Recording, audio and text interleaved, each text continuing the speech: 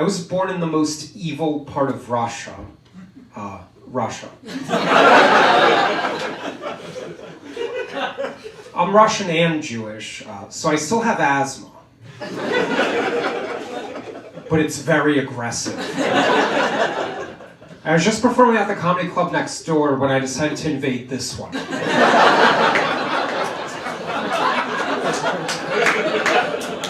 If you don't laugh louder, I will go to nuclear option. This war is bad for everyone. It's bad for Ukraine, it's bad for Europe, and it's especially bad for my comedy career. Well, that show I did, it's going great. Then I mentioned I'm Russian-born.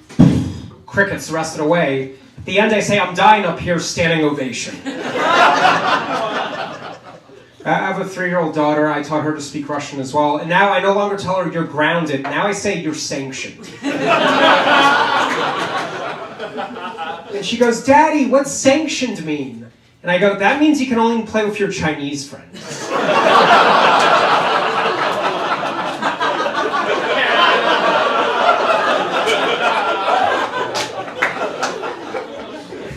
Recently, a dad friend came over, and my daughter asked me something in Russian. Then my dad friend turns to me, and he's like, did she want juice or the surrender of Kiev?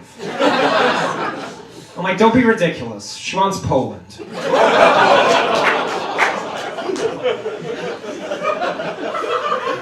And my dad friend continues, he's like, Ben, you being born in Russia, that makes you complicit in this war.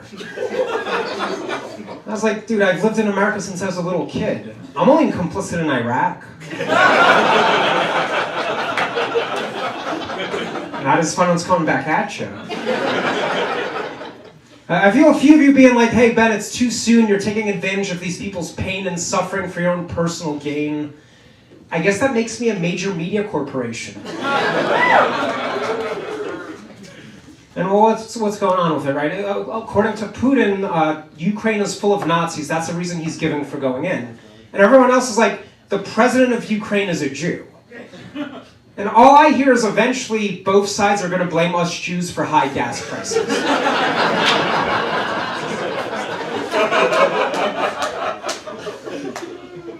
Now, in Russia, you can no longer use the word war to describe the conflict in Ukraine. You can't use the word war. It's illegal. You can only call it a special military operation. Similarly, my wife and I didn't have a week-long fight. We had a special celibacy operation. And also the Russian army, they took away soldiers' cell phones because phones were dangerous. Guns were still okay. They were like, use Glock, not TikTok.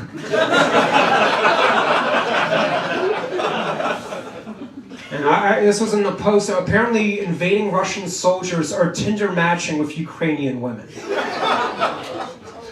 Yeah, it's going to be an amazing new Tinder commercial. Bombs exploding, refugees fleeing, tanks rolling through. Tinder, love conquers all. Except herpes. And the thing is, when I'm around other people, I'll be speaking English to my daughter. But when she doesn't listen, I switch to Russian, which gets her to do what I say and also terrifies everyone else. Like I might say, "Pora ботинки одеть," time to put on your shoes. But other people hear, "Put on shoes, or I send you to Siberian work camp."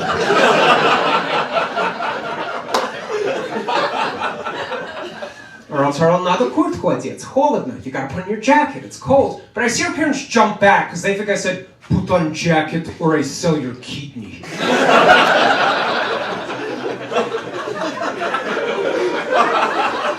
I know you don't want to visit Nikolai again.